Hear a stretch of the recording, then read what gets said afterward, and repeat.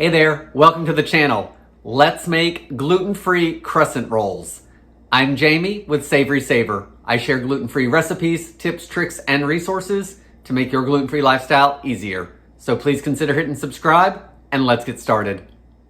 So recently on my channel, I put up a community poll asking if you guys wanted to see reviews or thoughts and opinions on gluten-free items that we either eat here or have tried or haven't tried. And most of you said yes, a few of you said no, and that's quite okay because we all have different needs. You guys know I am not gluten-free. My wife is. I do the cooking, I do the baking. So guess who eats gluten-free most of the time? She is gluten-free. She is not celiac, but we treat it like she is because if we don't, when we go out, of course, there can always be issues. So we are gonna try this new to me product. We are gonna try Mom's Place Gluten Free Crescent Rolls. I found it online. They do not sell them in stores from what I can tell. So I got this at Amazon. It was $9.99 when I bought it on Amazon with Prime shipping. So that's a little pricey for me, but it does make 12 to 16 crescent rolls. So if you figure Pillsbury, which you can't have, is only 8 per package, then it makes it a little more, reasonable as far as pricing. But we also have to make this pretty much from scratch. Everything's just mixed for us. Mom's Place does have a website. They are cheaper on the website. They have somewhere like 200 products on the website, even though this only says 100, I think, on here. Their website says they have about 200. They have a rewards program. They have free shipping over $50 from their website. So if you went and got something from Amazon and tried it and liked it, it would be well worth going to try other stuff and trying to bump yourself up to the 50 to get a good variety of stuff. So that'll be my next step if I like these. Let's go over the ingredients because that is something that you guys had concerns with because prepackaged stuff. Deb, you mentioned that it's harder to find nut-free things when they're packaged because, of course, you don't know what the production line is like. Ruby, you're always real good about commenting on the videos and putting your spin on my recipes. So again, you had nut and legumes as one of your issues. Tori, you didn't want to see any of these videos because you said prepackaged means processed. And so if you happen to be watching to this, yes, prepackaged is processed. But kudos to you if you are doing everything totally from scratch because I just don't have the time and I want to thank you for watching and by all means share some of those from scratch things that you are doing. So, Mom's Place Gluten Free. Their facility is a gluten-free facility, so you should be covered as far as your gluten-free needs. Also, all of their products are egg-free, peanuts don't grow on trees, peanut and nut-free. And their website also had an allergen filter, which I thought was really neat because if you needed things without sugar or without soy, you could filter those products out. It was real easy to find at the top of their website. So in addition to the common allergy of gluten and tree nuts being safe there, you can also narrow it down even further. So in regards to this, the ingredients are white rice flour, potato starch, sugar, tapioca flour, aluminum-free baking powder, yeast, xanthan gum, and salt. You do have to add additional ingredients because we just have the dried stuff here. You're gonna need 1/4 cup cold water, 1/2 cup of frozen butter or butter substitute, meaning you can make this dairy-free if you need to. 3/4 cup whole milk or canned coconut milk for your milk substitute, or it says other milk substitute. I'm assuming you can use oat milk, soy milk, almond milk, your options there. You're also gonna need 2 refrigerated eggs. So this is not gonna be egg-free. I'm guessing you could try making your own, egg substitute if you have an option for that. This is gonna take a little bit of time because we do have to let it rise because it has yeast. Again, once we make these, they can be frozen. So I like that option because there's no way that we're gonna eat 12 to 16 of these in one sitting. There's no preservatives, there's no GMOs in it. I think it's time to start making these. So let's start making the dough for these gluten-free crescent rolls. Let's start with opening the package. It does have a tear seam on it. It also is resealable from what I can tell. Not sure why that matters because I don't really see that you would make this as half a batch. But in any case, tore open easily, which is always nice. Sometimes, you know, you probably fight with them. Inside the bag, there's a packet of yeast. So let's put that down for a second. You want to dump the entire contents into a bowl. It says a medium bowl, but I grabbed the larger bowl because I like to make messes sometimes. It also says to add the yeast. It says to add the yeast and give it a mix. So I'm going to whisk it in. That'll lighten up those gluten-free flours and mix everything in nicely. Let's put this to the side for just a moment and get our wet ingredients ready. So for the wet ingredients, it says to use a medium-sized bowl. I'm going to use my measuring cup because it's going to make it easier to pour it into the dry ingredients. And the first thing you want to do is use 3/4 of a cup of whole milk.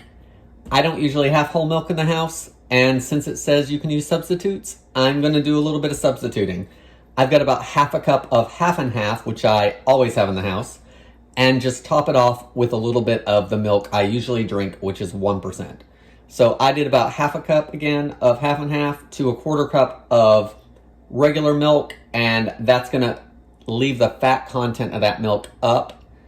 So it should give us something close to whole milk. To that, we're also going to add a 1/4 of a cup of cold water. And if you'll notice in these directions, everything is cold as far as all your wet ingredients, which is unusual because usually you want room temperature stuff so it mixes in. Here are 2 eggs, and if you've watched any of my other videos, I do not crack eggs on screen because I like to throw shells and stuff or they fight with me. So let's just add these to the milk and then I'll whisk it up. Okay, so the 2 eggs are in here. We had no issues, so let's whisk it together.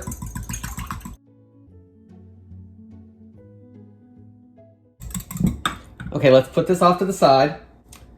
One thing you are going to need is you're going to need about a 1/4 of a cup of the gluten-free flour you typically use because we're going to need it for dusting our work surface. I am going to use my silicone mat because it's a little bigger than the parchment paper I have. It suggests parchment paper, but I want to make sure I have enough room to roll this out because we want to roll it out to about a 1/4 of an inch thick. So I've just got a 1/4 cup of gluten-free flour. It does not have xanthan gum in it. It's just a blend without it. Doesn't really say what kind to use. You could probably try using some more rice flour if that's what you had. You just want something that's going to help with the sticking. All right, we need to add one more thing to this, and I didn't do it yet because I want it as cold as possible. So let me get that last ingredient. So our last ingredient is 1 stick of frozen butter. And this is going to be grated into the dry mix, and then we're going to blend it up real quick before we add our wet ingredients. So instead of using the grater, I'm going to go super old school. Most of you probably don't know what this is. Some of you probably do, but I'm going to use the salad shooter. I do use it to grate cheese, and I've used it to grate carrots. Mom found it at a yard sale, and I actually use this a few times a month, which is hilarious because, again, a lot of people don't know what it is. Let's open up this butter. It also, because I'm using the salad shooter to do it, it's not going to warm up with my hands. It's going to stay nice and cold. So let's grate this into here.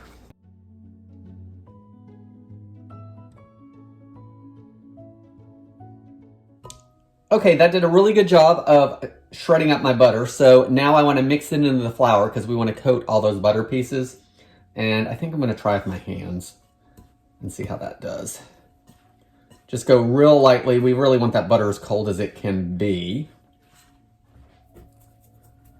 Okay, now it says to add half of our wet ingredients and to mix it in, but not overmix, and then add the second half.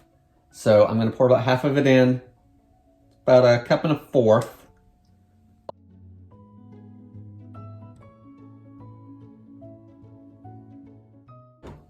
So let's mix that in. And as soon as I see that everything is pretty well mixed, I'm gonna add the next half. So far, this is not a hard recipe. Okay, that's just combined. Let's add the rest.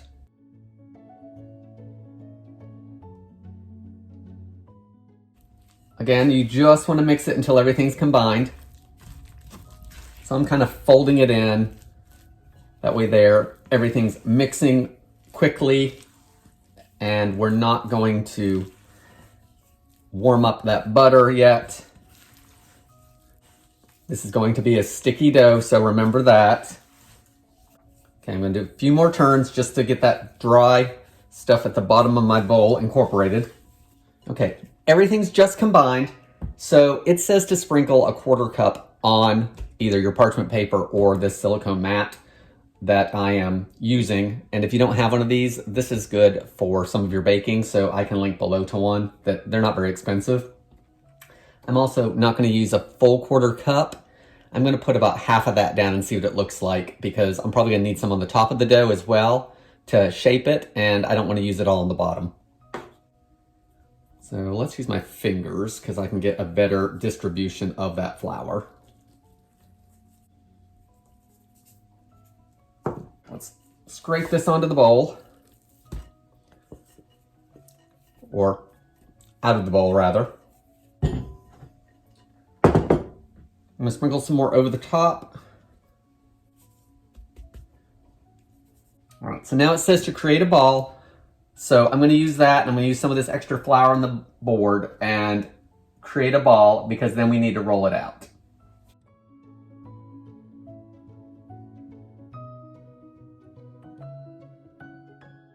I'm just being gentle with it, trying not to put too much pressure onto it, but I do want it shaped.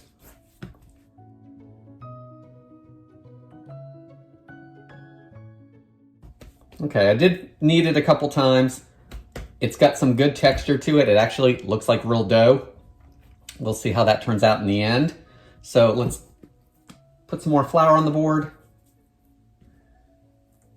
We're gonna need to roll this out to about 1/4 of an inch thick.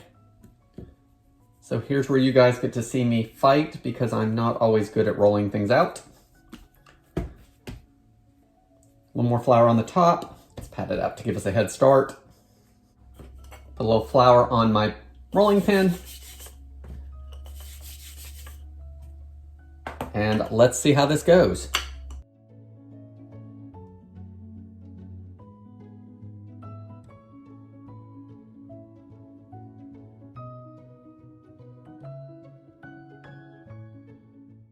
We're aiming for a circle because, of course, we want to cut wedges. Guys, while I'm rolling this, we're gonna need to put it somewhere draft free so it can rise.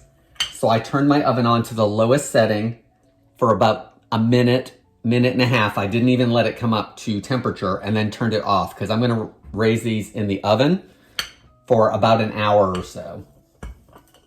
I don't know if these are thin enough yet, but let's see if they're sticking. No, they appear to not be sticking to the silicone sheet, which is great. All right, let me grab a ruler or a measuring tape just to see if we're at the thickness, and then I may try to round up some of these edges before cutting it. So I just measured this out, and surprisingly, I'm actually at about 1/4 inch. So for me, that is unheard of to actually get it right on the first try. So let me just try rounding out the edges just a little bit maybe, and then we're gonna start cutting this and moving it to the parchment lined cookie sheet so they can rise. Okay guys, not perfect by any means, but a pretty good circle, and hopefully you can see the butter pieces in the crescent roll dough, and that's what you want, because when that starts heating up, for one, it's gonna make them taste good, and two, it's gonna help give them some lift, because that butter, that water in that butter is gonna heat up and expand and give you some lift. So now I wanna cut this into 12 to 16 wedges, because we need to roll them into crescents, of course. So I've got the pizza cutter. You could use a knife. I'm gonna put a little bit of flour on it though, so hopefully it doesn't stick.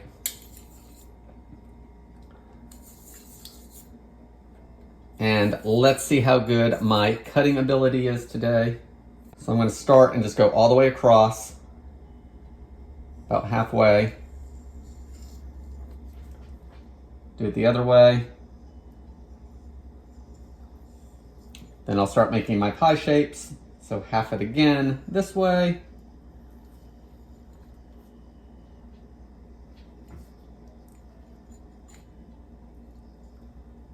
This way. We should be able to get another 8. So what I'm gonna do, I think, is instead of going all the way across, well, let's try it. You wanna cut all those triangles into smaller triangles.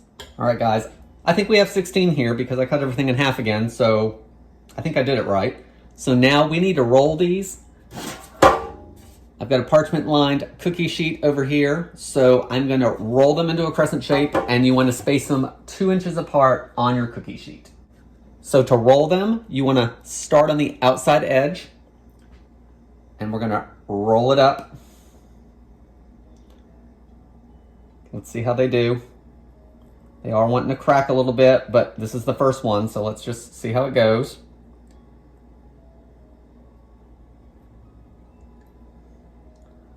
Came out pretty good. Looks like a crescent roll. They may be super big when we're done, we'll see. Make sure your fingers have a little flour on them to help with any sticking. And let's roll up the rest.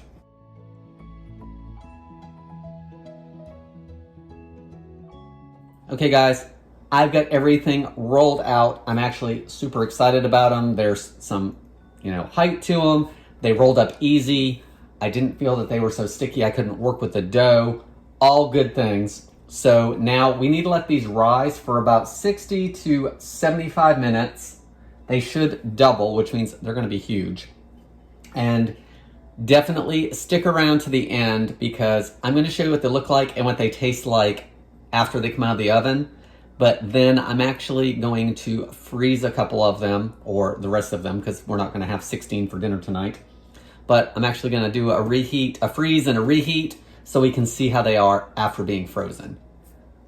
Let's rise these gluten-free crescent rolls and then get them baked off. So our crescent rolls have been rising for about an hour, and it says you want them until they're just about double in size, which I think we're there.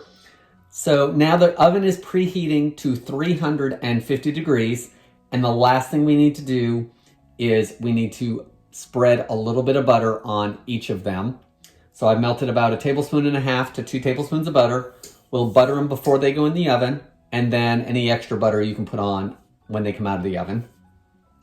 It says to bake them in the middle rack, and I have 2 pans of them and not enough room to put them all on the same rack. So what I'm gonna do is I'm gonna bake them on 2 different racks, the middle and the lower rack, and halfway through, I will rotate the pans just to give them some even heating. I don't know at this point. You may be able to freeze them as is and then bake them from frozen. I do not know if that's something you can do or not. The instructions don't say, but that is a possibility if I like these and get them again to maybe try that next. Once my oven comes up to temp, I am going to put these in the oven for 12 to 16 minutes until they're golden. So while my oven heats up, I'm going to brush them with butter.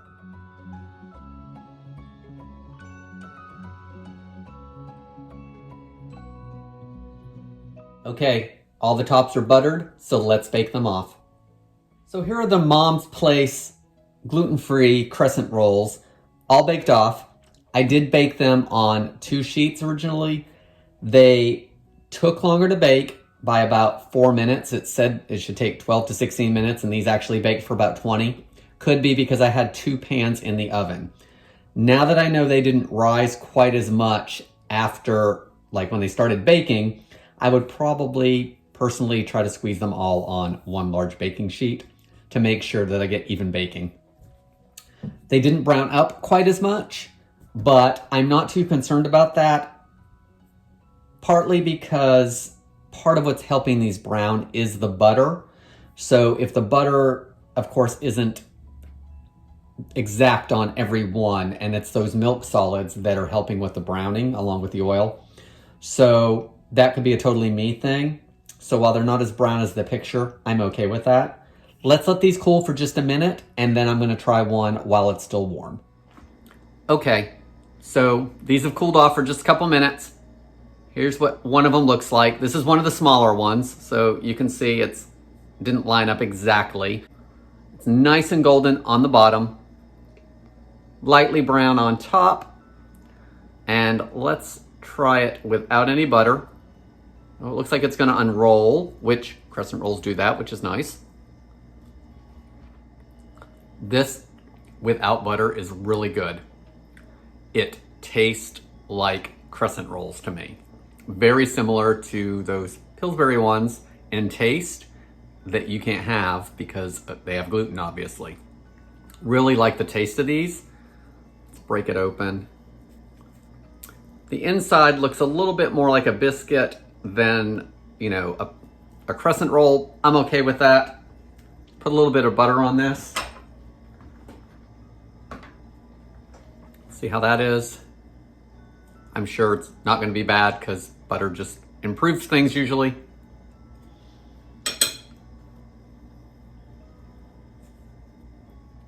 Guys, no surprise with the butter. Just as tasty, even a little tastier. As far as this product goes, I would totally buy another bag of it and make it.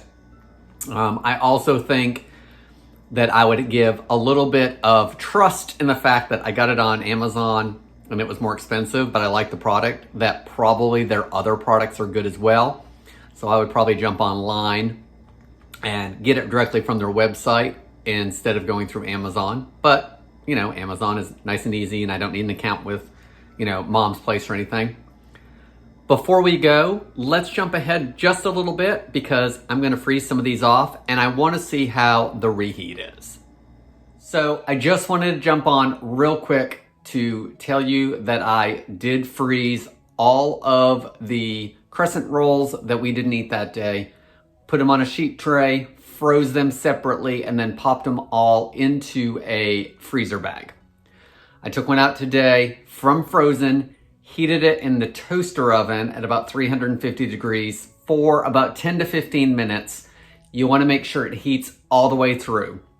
Once it was heated all the way through, I cut into it. It tasted just as good as the day I baked them off. So these gluten-free crescent rolls turned out great. As a matter of fact, over the past few days, since I filmed the video, Tara and I were talking and we are definitely going to be placing an order for more of those mixes for us to try. Guys, I want to thank you so much for watching today. Please leave me any comments below, especially if you have used these type mixes and what your experience has been with them. I appreciate you watching and I hope to see you on the next video.